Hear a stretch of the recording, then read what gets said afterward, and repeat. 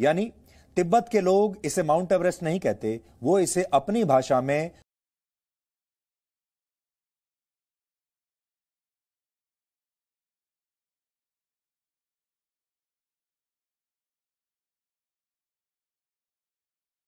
Chomolungma कहते हैं।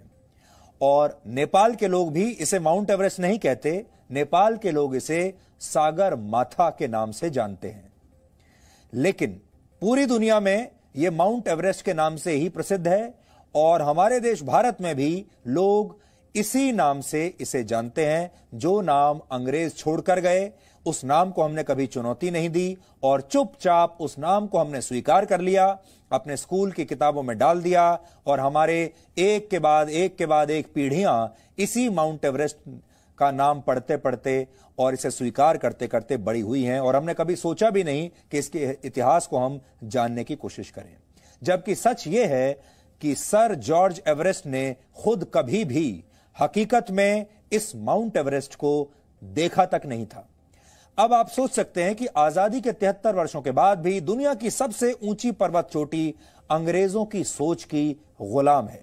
हम तो आजाद हो गए, लेकिन ये चोटी आज भी अंग्रेजों की गुलाम है और हमें यहां यह भी लगता है कि भारत के बहुत से लोग अपने इतिहास, अपने देश के महान व्यक्तियों की विरासत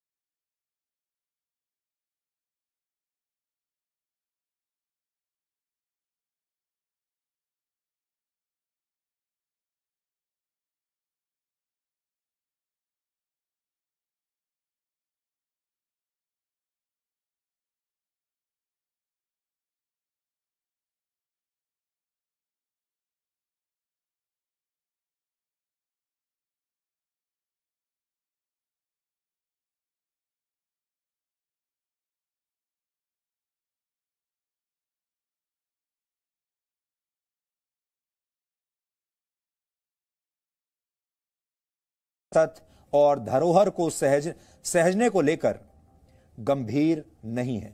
लेकिन हम चाहते हैं कि यह परंपरा अब खत्म हो जानी चाहिए। इसलिए हम आपको उस प्रक्रिया के बारे में बताना चाहते हैं जिससे भारत राधानाथ सिकदर को उनका ये खोया हुआ श्रेय दिला सकता है। यानी आज ये मुहिम चलाना तो बहुत आसान है, हम आप सबके समर्थन से इसे चला भी रहे हैं, लेकिन हमें यह भी पता होना चाहिए कि अगर इसका नाम हमें बदलना है तो उसके लिए प्रक्रिया क्या है। इसीलिए हम कह रहे हैं कि अब आप और हम एक ही टीम है।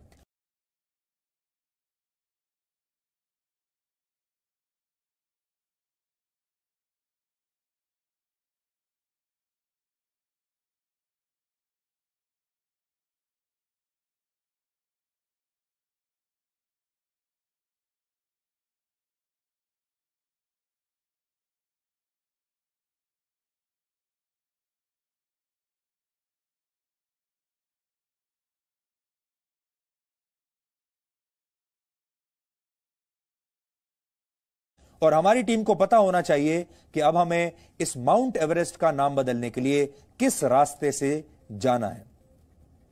तो रास्ता क्या है हम आपको बताते हैं। दुनिया भर में पर्वत शिखरों का नाम रखने की कोई एजेंसी नहीं है, लेकिन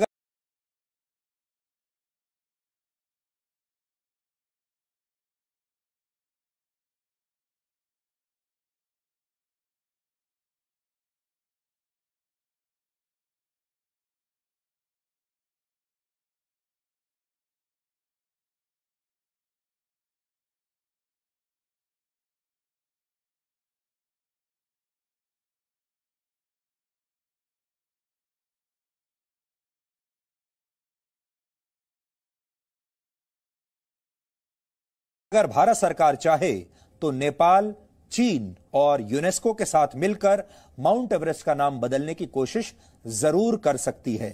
माउंट एवरेस्ट नेपाल और तिब्बत की सीमा पर मौजूद है और इस समय तिब्बत पर चीन का कब्जा है और नाम बदलने के लिए इन देशों की सहमति भी जरूरी होगी।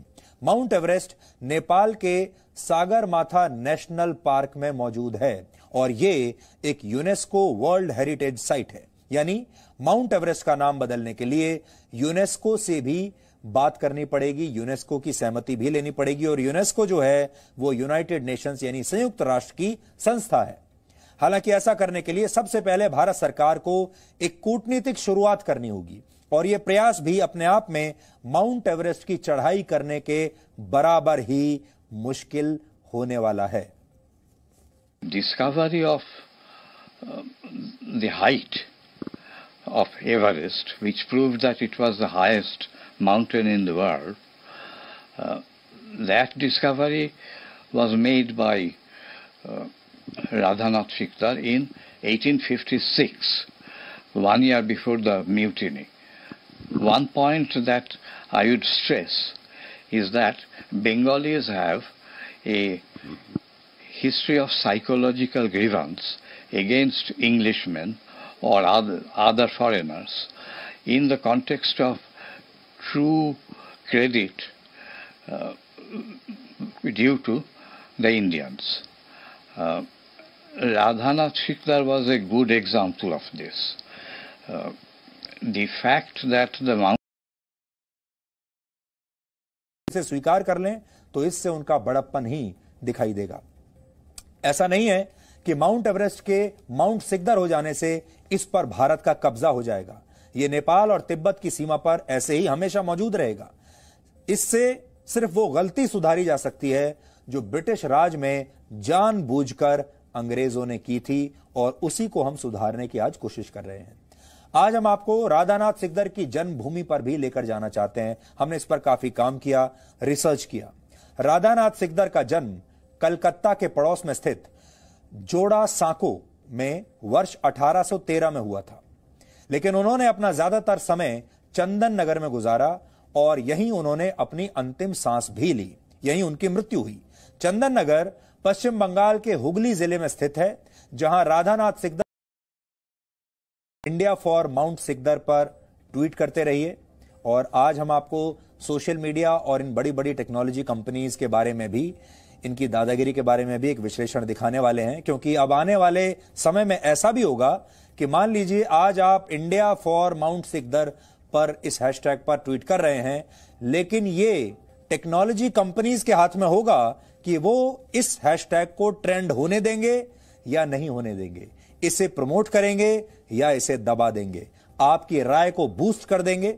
अगर आपकी राय उन्हें सूट करती है उसे बूस्ट कर देंगे, अगर सूट नहीं करती तो उसे दबा देंगे। इसलिए आपके जो विचार हैं वो भी इनके हाथों में चले जाएंगे। इस पर भी आज हम बात करेंगे, लेकिन फिलहाल हमारे पास और कोई विकल्प नहीं है, इसलिए ट्विटर का इस्तेमाल कर रहे हैं। इसके बारे में भी सोचना पड़ेगा हमें, लेकिन आज के लिए आप hashtag India for mount Sikdar पर लगातार ट्वीट करते रहिए, अपनी राय देते रहिए और दुनिया को बता दीजिए कि भारत इसके बारे में क्या सोचता है। और भारत अब आजाद हो चुका है और भारत के लोग अब माउंट एवरेस्ट को भी आजाद करा देंगे।